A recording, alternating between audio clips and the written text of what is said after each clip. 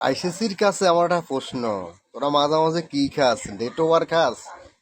Match উত্তীর্ণ খাস কিনলে রে ভাইয়া রে? এই যে এশিয়া কাপে প্রথম ম্যাচটা এমন একটা দলকে দিয়ে শুরু করতি যে মানুষ খেলার প্রতি আগ্রহ থাকতো, একটা ভালো খেলা হতো।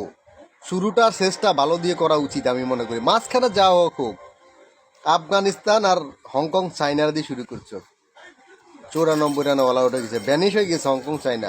কিরে ভাইয়া, হংকং চাইনা আইলো কিভাবে এই এশিয়া কাপ? এটা তো আমার বিশ্বাস হয় না। হংকং কোনোভাবে তো আসা যায়, এই দলগুলো হয় কি, এই যে 2 বছর পরে ধরেন আবার এশিয়া কাপে তাদেরকে দেখা যাবে, এর পরে ইন্টারন্যাশনাল ক্রিকেটে তাদেরকে সচরাচর তেমন দেখা যায় না, বা বড় টিমের সাথে দেখা যায় না, হারিয়ে যায় তারা। আসলে এই দলগুলো কি এরকম চিরস্থায়ী সারা জীবন কি এরকম যাইবো, নাকি তাদের কোনো উন্নতি হবে? আমার মনে হয় না। তারা যে মনে হয় 50টার উপরে ক্যাচ ড্রপ করছে সর্বনিম্ন, যদি বলি যে 50টার উপরে ক্যাচ ড্রপ করছে, রান আউট মিস করছে। উপরে উড়ি না, সোজা সোজা বল ধরতে পারে তারা, কাইটরিন না সিটিন না বলা ধরতে পারে না। এত মোটা মোটা শরীর, বা উরে বা কি খাচ্ছে তোরা? এর মোটা মোটা শরীর লই ক্রিকেট খেলতে আইসস? হইতে পারে না একটা শরীর লই।